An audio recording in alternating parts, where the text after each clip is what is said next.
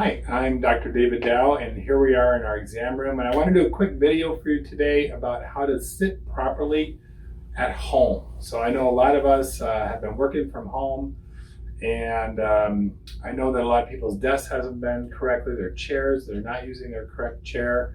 And I want to show you some things that you can do in order to try to maybe compensate right now and try to have better posture while you're at home. So first off, we want to make sure that we're in the right position here.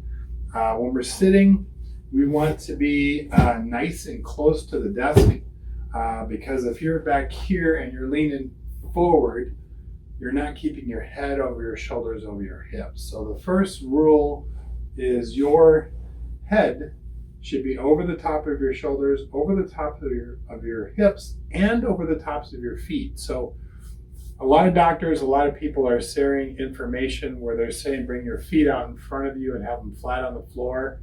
I actually don't recommend that. A lot of us will bring our head to where our feet is, and we'll bring our head forward like this because that's where our feet are. If you keep your feet directly underneath you, first off, it encourages you to tilt forward and lift your chest up. And if I try to lean forward now, I'm going to fall. So by keeping your feet directly under you, forces you to be in that position where your head is over your shoulders, over your hips, over your feet. So we want to try to be in this position. We don't want to use the back of our chair. As soon as we use the back of our chair, our head comes forward as a counterbalance. So make sure that you're not using the back of the chair at all. The desk, your arms want to be about 90 degrees. When your arms swing, where they stop is about where your keyboard should be. So this keyboard should be up here a lot closer. And so I want to bring myself closer to the table so that my hands can be right where the keyboard is. And I can either lower the desk or bring the chair up just a little bit more so that we're in the right position and where the mouse is. Now the monitor, we would like the monitor, some people say at eye level or just below eye level. I disagree with that. Now, it depends on how good of a typist you are. It's very important that we have a curve in our neck.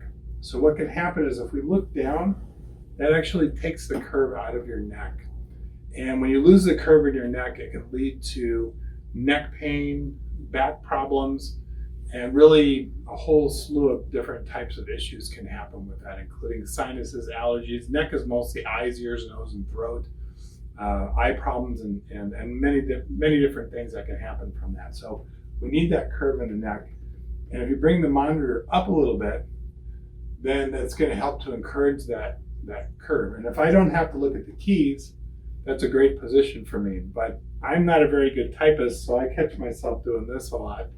And that's why that's not what my work is. But if you're able to, now if you need to look down at the keys, then I guess you could bring your monitor down, but you can see how that's going to affect the neck, and that's not going to be the ideal thing that we want. Now, with our position here, we want to have our knees a little below our hips, and that allows the pelvis to tip forward. When this part tips forward, the chest comes up automatically.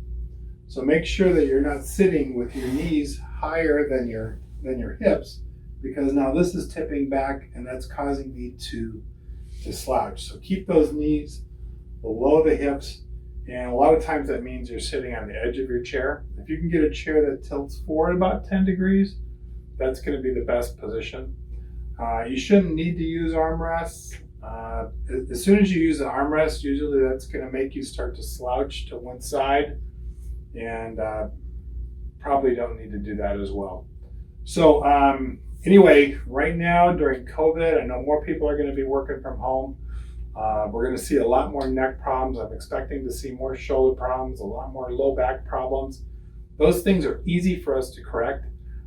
You can make some of those changes at home, but if you're having worse issues, you can watch some of our tips and tricks videos for neck pain and back pain. If you go to 𝑘chiropractic.com, there's a YouTube link. If you click on the link, it takes you to our YouTube channel, and you can subscribe to the channel and watch those videos and learn. If your issues are worse and they haven't been getting better and you want to start making some forward progress, we can look at your issues, put a plan together to get those things corrected and really not mess around with it. A lot of docs are getting out there and doing some adjustments, which is great. It's really helpful doing chiropractic. But at the same time, if we can bring you from here up to here, you're not going to need as much chiropractic in the future. So we want to get those problems corrected and make that plan. So subscribe to those YouTube videos. If you've got questions, you can comment in the comment box below. And we'd love to hear from you. And have a great day, and thanks for watching.